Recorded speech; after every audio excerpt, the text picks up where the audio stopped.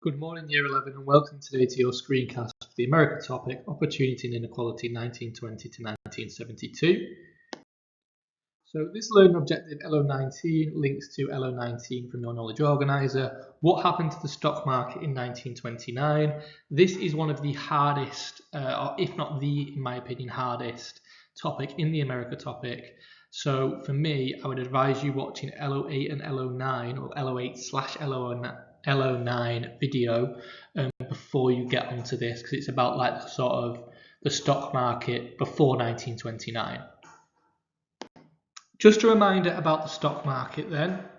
We have the stock market in New York. Okay, so the stock market is here. And the stock market is based in Wall Street, on Wall Street, should I say. So a street in New York. So if you hear stock market or Wall Street, they're basically the same thing. And Wall Street and the stock market is where all these people go into a building on Wall Street and look to buy stocks or shares. Now, stocks or shares, stocks are the same things as shares. That's why it's called the stock market. Okay, the share market, the stock market. And it's where people were buying parts of companies. So people were buying parts of car companies, people were buying parts of radio companies to play the stock market.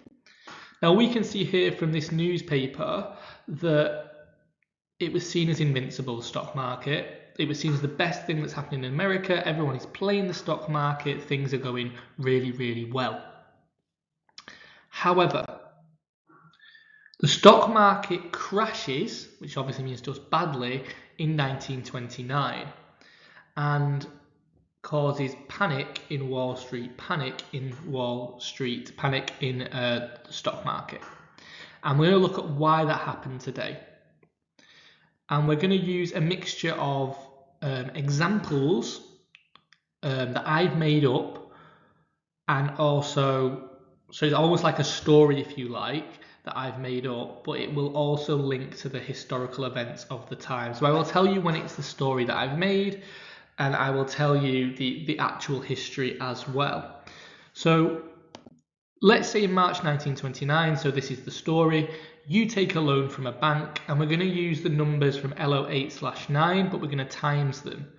Okay, so for example, in LO8/LO9, in fact, we're not going to use those numbers. What we're going to do is we're going to use dollars, because on your learning objective from 8/9, it's 94 cents to 505 cents. So don't worry about that. We'll just use these kind of numbers just to kind of get you into the hang of things. But it's really important that you don't use these numbers in your exams. This is just a number that I've made up. Use the numbers from your knowledge organizers. Okay, really, really important.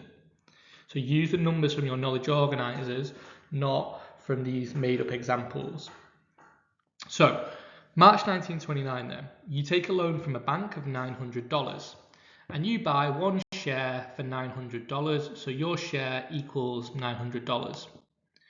Things are going really well in America, and by August 1929, one share equals $5,050, which means you've made a profit of $4,150. However, then overproduction starts to happen, and this is the real history. Overproduction starts to happen. And before 1929, what we have is everyone needs a radio.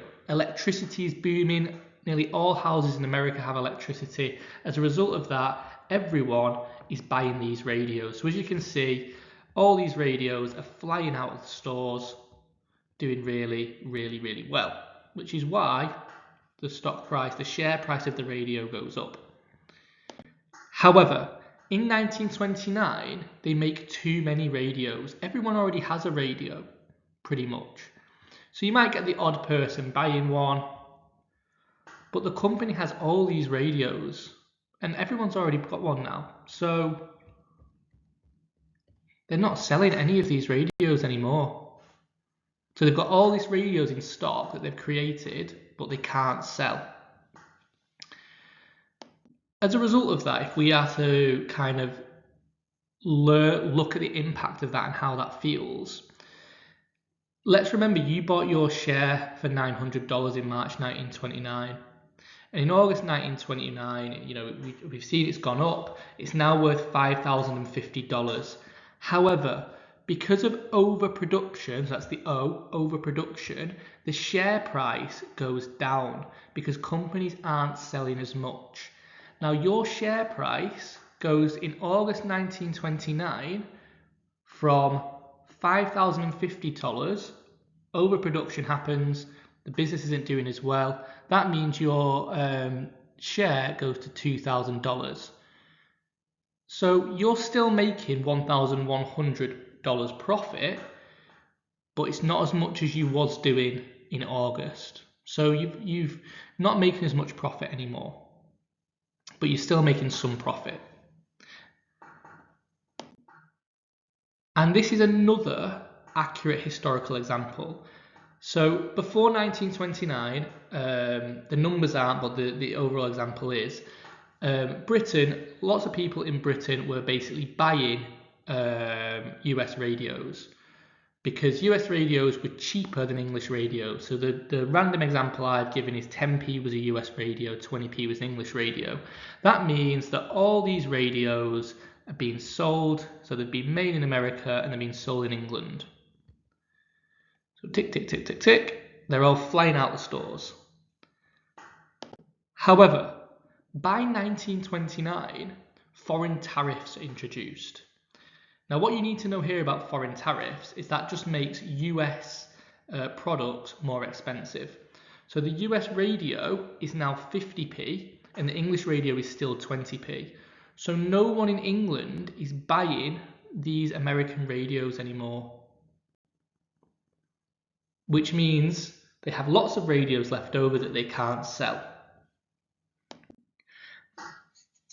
Now, if we think about this, we know that there's overproduction, and that means your share has already gone down to $2,000 by September the 1st. But because of tariffs, so T for tariffs, your share price drops again because the company's not doing as well. It can't sell its products abroad anymore.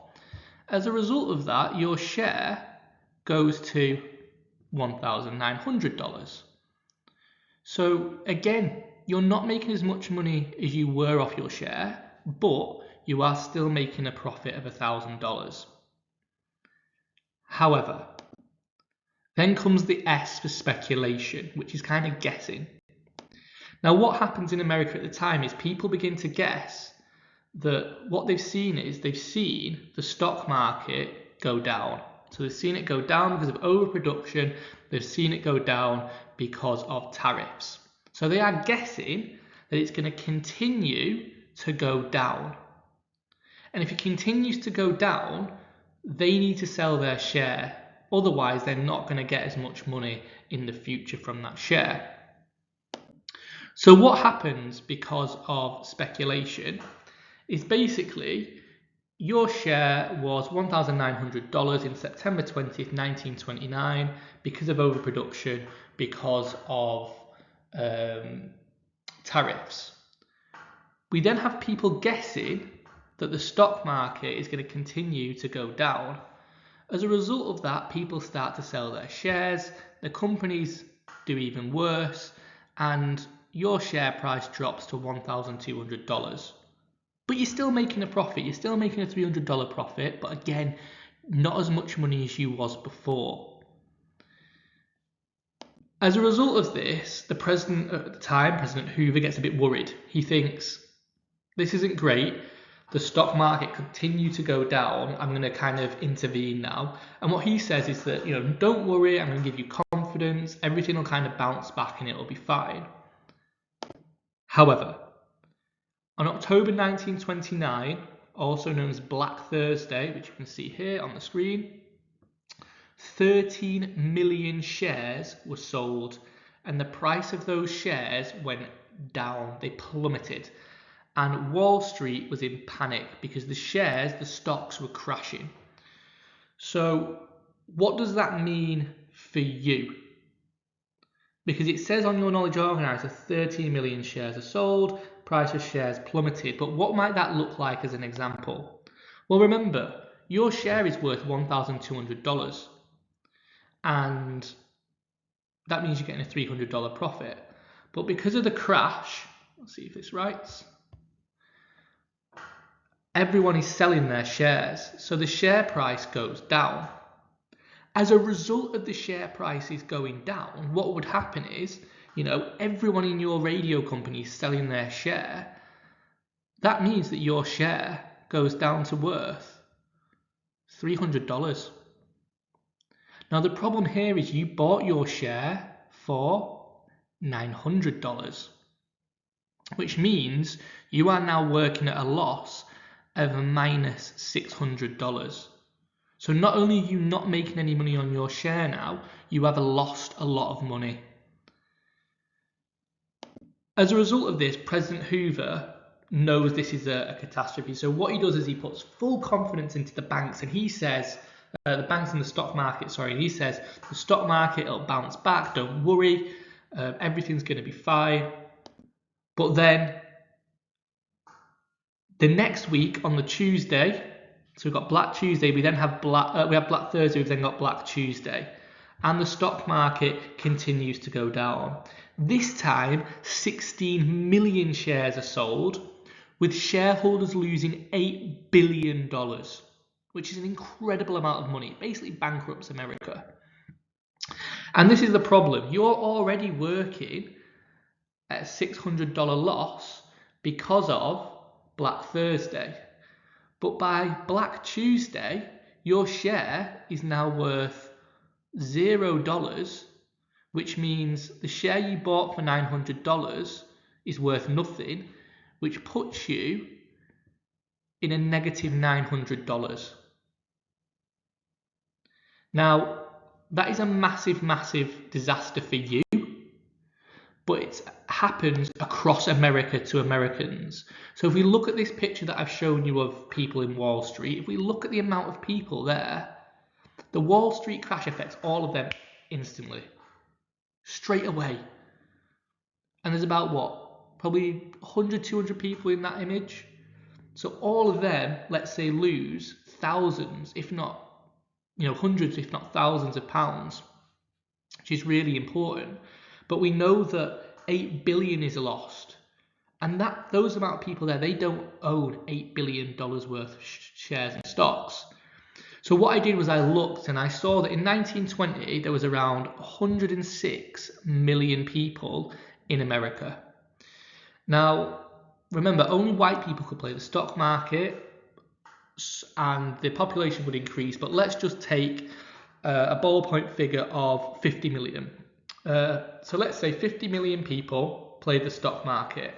Every single one of them would have lost money during the stock market crash, leading to £8 billion worth of loss.